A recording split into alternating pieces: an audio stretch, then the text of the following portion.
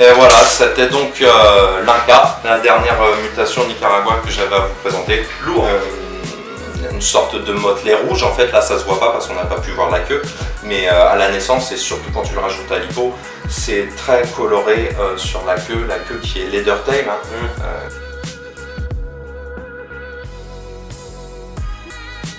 Hey, salut tout le monde. Salut. Et voilà, on est de retour avec Guillaume. Alors aujourd'hui, on est à l'élevage pour vous montrer les 2-3 petits bois qui nous manquaient dans les épisodes qu'on a pu faire chez Guigui. Alors, aujourd'hui, on va rester sur le Nicaragua, on va finir là-dessus. On va vous présenter donc l'Anéry en premier lieu qu'on n'avait pas pu vous présenter, l'Anéry simple. Oui, moi je l'avais sous forme de ghost, c'était de l'Anéry type 1, mais donc déformé par la mutation hippo.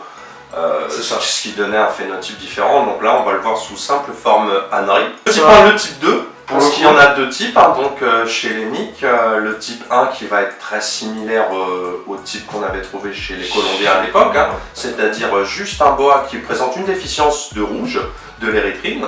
C'est ça. Et le type 2 qui en même temps va présenter en plus de cette déficience de rouge, une déficience de jaune, donc qui sera axanthique et érythrique en même temps. Et donc qui donnera principalement un boa qui accentuera les noirs.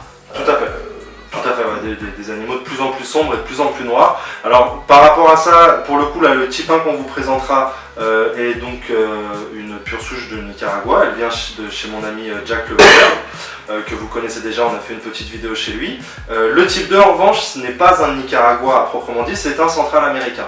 Donc là pour le coup on vous le présente plus pour vous donner une idée de la différence de phénotype entre les deux. Parce qu'il n'y a pas beaucoup, il y a essentiellement pas de différence. Moi j'ai vu le spécimen, on vous le présente dans les Nic, parce que si vous prenez un pur Nicaragua type 2, vous aurez ce spécimen. En fait là c'est une question de spécialiste, hein, de voir la différence, est-ce que c'en est, ce que c'en est pas. Il faut voir les antécédents, comme on disait, les ancêtres.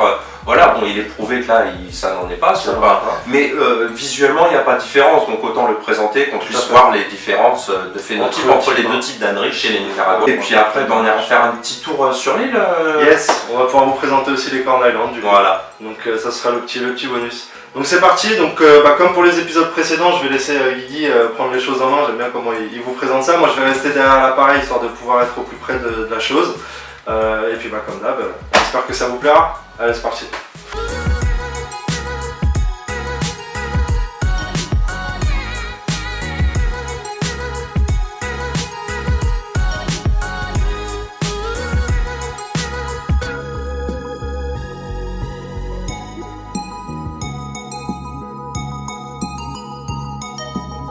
Hey, salut. Donc on recommence avec un ânery de type 1, Nicaragua. Donc Mike vous l'a présenté, né chez Jack Levener, un ami. Bon, on voit qu'on est sur un petit spécimen, hein, tout de suite. Je viens de compter les ocelles là, mais il n'y en a pas tant que ça. J'ai compté 21 ocelles, donc un phénotype avec assez peu d'ocelles. Donc la mutation, vous l'avez compris, ça c'est juste un ânery de type 1. On voit qu'il y a un manque de rouge, on le voit évidemment plus quand on a les yeux dessus. Hein. Après, je ne sais pas à la caméra, je vous rappelais la ventrale, on l'avait présentée, la plupart présentaient des orangés, présentaient des roses, présentaient différentes couches de couleurs. Effectivement là, le damier est totalement blanc, blanc-gris. Donc il y a bien sur les flancs, c'est pareil, aucune production de marron. On voit différentes teintes de noir, différentes teintes de gris. Effectivement, ça présente une absence de rouge. Par contre, on voit sur la dorsale qu'il y a une présence de jaune, notamment toute la dorsale par rapport au flanc est bien plus colorée jaune, ce qui fait un petit beige là, alors que sur le côté c'est plutôt gris. Donc il n'est pas axanthique, on va voir la différence avec le type 2, qui en même temps va retirer ses couches de jaune, et ce qui fait que les noirs resteront beaucoup plus profonds, parce que si vous mélangez du jaune à du noir, ça devient légèrement marron, comme sur la dorsale. Donc c'est une mutation de base hein, chez les Colombiens. Quand c'est apparu, l'ânery s'est avéré à la fois sous forme ânery, une mutation très subtile. Hein, on n'a pas de mutation de pattern, donc le bois n'est pas transformé, et la mutation de couleur en elle-même est très subtile. On a retiré le rouge, Il y a des boas sous forme naturelle qui se présentent comme ça. Je pense au Colker Cay par exemple, sur l'île de Colker. On a des souches d'éleveurs qui sont totalement anéries, le raccourci d'anérétristique. Ils le sont, mais toute la population l'est, quoi. Donc ça pourrait être un boa sous forme naturelle, hein, il y a vraiment... Et en même temps, quand vous combinez cette mutation simple qui ne paye pas de mine comme ça, vous pouvez obtenir des spécimens tout à fait aberrants, quoi. Le snow a été inventé avec ça. Si vous voyez ce que c'est qu'un snow, on en mettra un, je pense. On mettra une petite photo d'un snow. Yes. Voilà, c'est obtenu en partie grâce à ça, grâce à l'ânerie. C'est ce qui est super intéressant avec l'ânerie, c'est les possibilités après justement en termes de mutation. C'est voilà ce que j'essayais de dire, quoi. Ça paye pas de mine comme ça, mais une fois combiné, c'est une mutation de base qui permet de faire des phénotypes très efficaces, hein, très aberrants. Enfin, pour finir, on va revenir un petit peu sur le pattern parce que là je me rends compte, en fait, vous voyez, je vous avais parlé de la forme la plus usuelle chez Nicaragua qui est la forme d'ocelle dite connectée. Quand les ocelles sur le côté se rejoignent, comme on voit ici, elles font une légère pointe, chaque ocelle, les deux qui se regardent font une légère pointe et ça se connecte et ça crée un rond. Et bien vous remarquez que celui-ci n'est que partiellement connecté, juste sur le devant, et en fait, plus on avance vers le milieu, où là il se déconnecte, et là vous voyez vraiment un pattern déconnecté, une ocelle bien plus éloignée que l'autre et non jointe sur les côtés. Donc c'est marrant parce que au Nicaragua on peut observer les deux phénomènes. Hein, T'en parles d'ailleurs dans la vidéo sur les nicks, tu parles d'une production de nick que tu as eu il y a longtemps où justement tu as eu le cas avec des ocelles déconnectées. Voilà, mais alors moi je fais soit des spécimens qui ont les ocelles connectées, soit déconnectées. Ce qui est vraiment...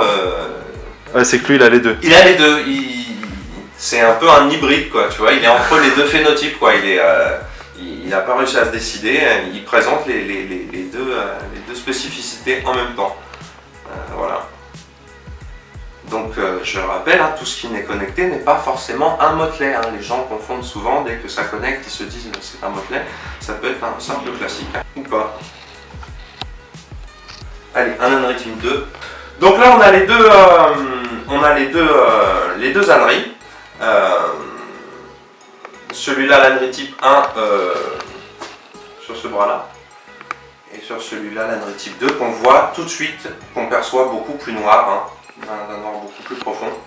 Je suis assez étonné par ta souche. C'est vrai que normalement le principe de l'ânerie type 2 est d'être totalement noir de jet et dû, comme je l'avais dit, à un manque de rouge et un manque de jaune cumulé.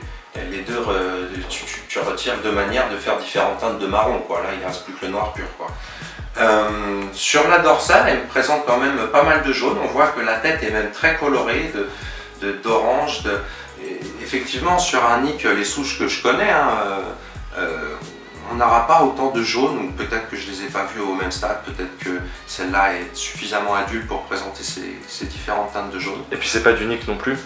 Voilà, ça joue aussi. Oui, mais la mutation de toute façon devrait empêcher de faire du jaune sur toutes sortes de bois, tu vois ce que je veux dire. Mais après, je suis d'accord avec toi que ça ressemble véritablement à du type 2. On voit par exemple comment le blanc ressort vraiment très très fort sur les ocelles de queue par rapport au noir qui est vraiment profond. Et on voit que ce blanc s'exprime bien justement parce que normalement il n'est pas censé être jauni. Ça le fait quand même pas mal hein, sur ton spécimen. Voilà, c'est surtout, elle a surtout une queue qui est très très très impressionnante. Et ce qui est marrant avec elle, c'est que comme je te l'expliquais, plus le temps passe en fait, et plus le noir prend du terrain. C'est-à-dire que autant quand elle était vraiment toute petite, elle avait on va dire que le début de la queue qui était vraiment noir de jet, autant là plus elle vieillit justement, et mis à part sur sa tête où la petite tache persiste, je dirais que ce soit les flancs ou le reste de la queue noircissent de plus en plus quoi. Elle est peureuse. Hein.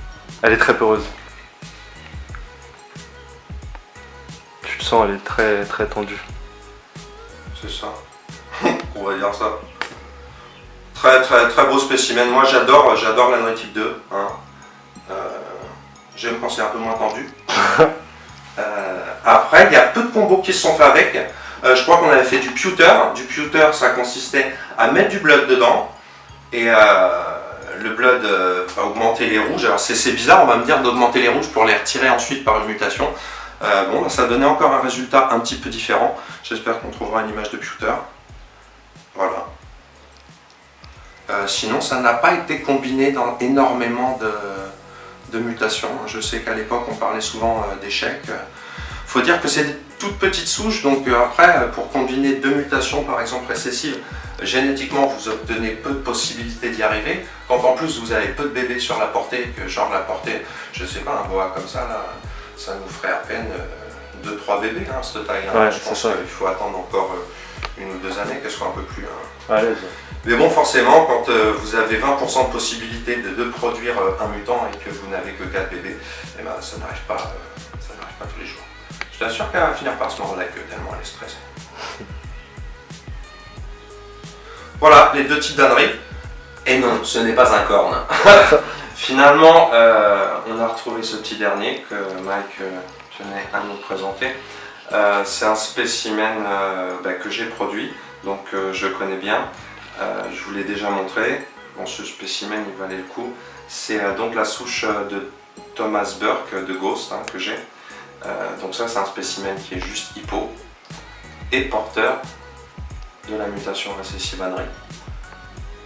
Il est donc hypo 100% et ânerie. Comme toutes les mutations récessives, le fait qu'il soit étannerie ne se voit pas. Par contre, on voit bien qu'il est hypo. Et on voit vraiment l'augmentation de coloration des pigments, tout ce qui est orange. Aussi bien, elle a eu un petit coup de flip, aussi bien la queue en inclusion est beaucoup plus orange là. On voit le dégradé, les couleurs sur tout boa augmentent vers la queue, c'est vers la queue qui sont plus colorées. On voit que le devant est beaucoup plus marron, beaucoup plus fade. Et plus on va vers l'arrière du boa, et plus c'est coloré. Ça sera coloré sur les constrictors très souvent en rouge, comme sur un Suriname, comme sur un Pokigron. Chez les centrales, ça sera par exemple très noir et coloré de plus en plus en marron. Et là, on voit que c'est du beige et de plus en plus du orange. Le but qu'on prête à ça est peut-être éventuellement d'attirer le prédateur vers la zone la moins sensible. Il préfère se faire bouffer la queue que la tête. Donc c'est pas idiot, il n'y a rien de prouvé, c'est que des théories qu'on a.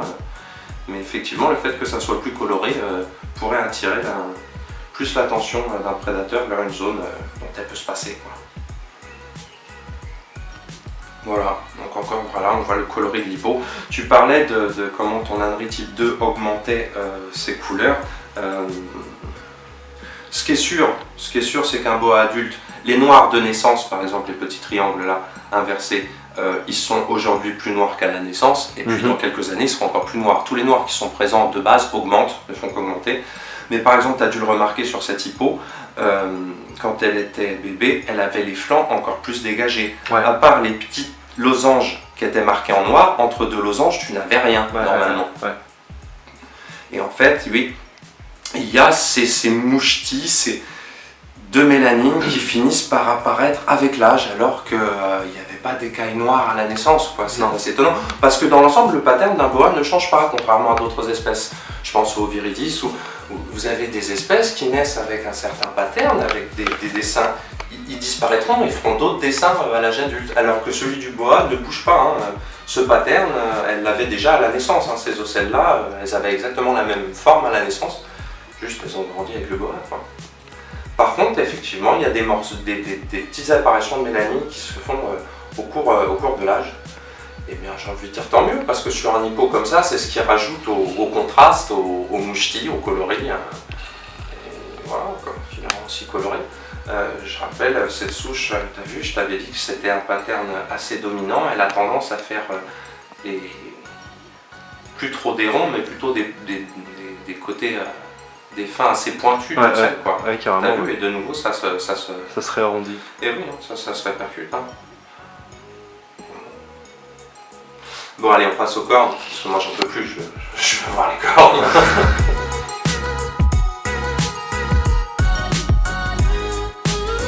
Bon, bah ça y est, on sort l'artillerie. Merci Mike, tu fais plaisir, franchement tu régales. Donc là on a un Corn Island mâle, il est de 2011, enfin il a été importé en 2011. voilà, un import de 2011.